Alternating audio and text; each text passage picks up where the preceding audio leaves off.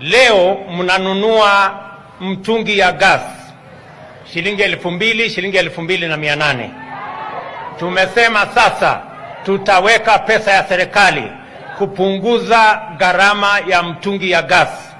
Ile ya kilo 6 mnanunua 2,500, 2,800, tutaishukisha chini mpaka shilingi 500 ama 300. Tukipitisha Ruto, wewe wacha ukora. Ruto, wacha ukora. Ruto, Mungu atakuchoma. Tafadhali wacha ukora. Sisi tumechoka na wewe. Hata wewe ukuje tuue tu. Sisi tumechoka, wacha ukora. Hii hazina bali yako, hii sitalipa. Na hii mambo ya ukora hii ya kunyanyasa wana Kenya. Vitu umeongeza. Sisi wewe wacha ukora wewe Ruto. Nataka kuona hizo vitu. Wacha ukora. Tumechoka na wewe, asanteni. Na Ruto haendi. Anafanya miaka 10. Mpaka malize. Venye ule alimaliza 10 kaenda. Kibaka kamaliza 10 kaenda. Why Ruto? Why Ruto? And if it is Ruto must go, tell me how you want me to go. And my prayer after William Ruto 10 years. William Samoei ni 10 bila 10 bila nini? 10 bila nini? Mawindoi Arab Ruto etong baitanen netiu pichapo gogo. Mawindoi wiki 2027. Nyinyi mmekubali President William Ruto anaenda 10 bila break.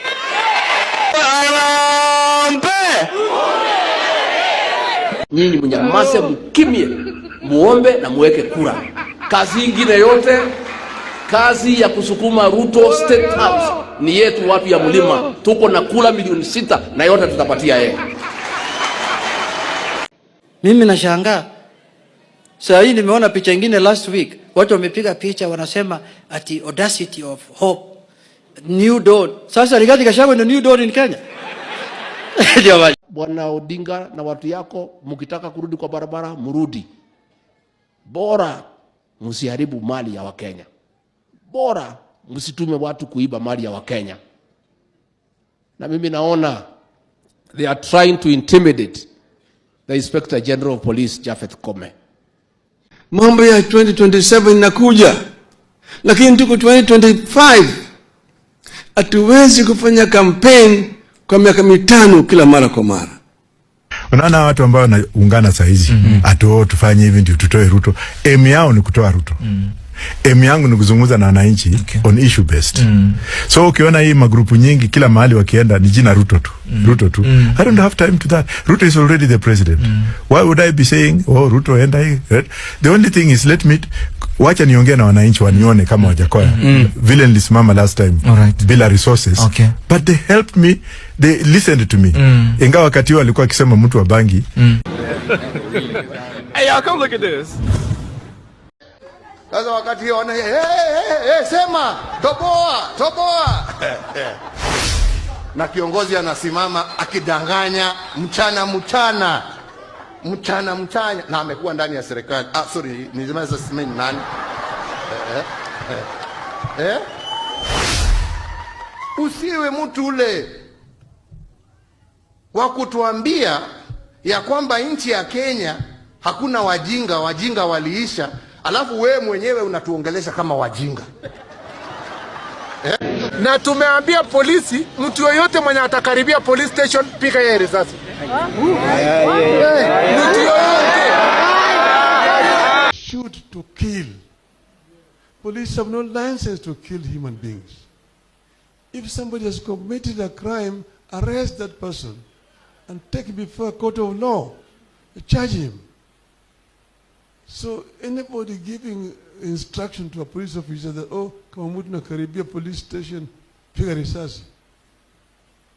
My shame. Shame on you. Shame on you. We should not encourage taking away of life in a way which is not constitutional. If somebody has committed a crime, that person should be subjected to law.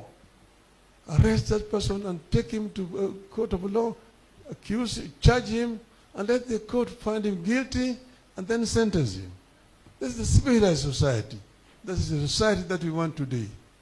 And therefore, we condole with those people who have lost their loved ones.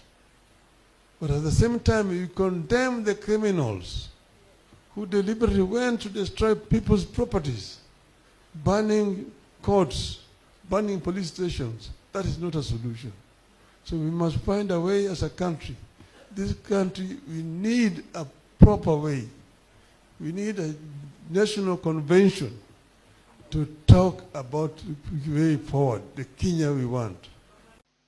Bunduki yako ni ya kulinda maisha, sio ya kuchukua maisha. Na mimi nataka niwahakikishie vijana,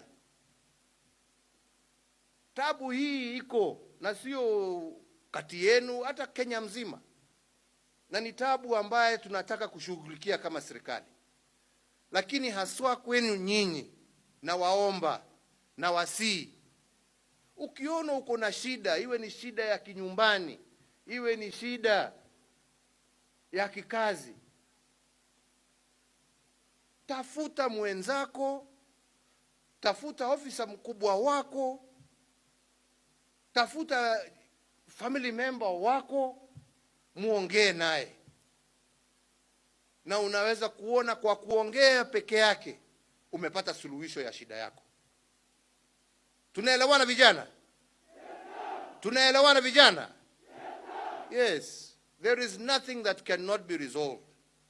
Hakuna haja saa ingine ya watu kutenda mambo ambayo wanatenda kwa sababu ya hasira.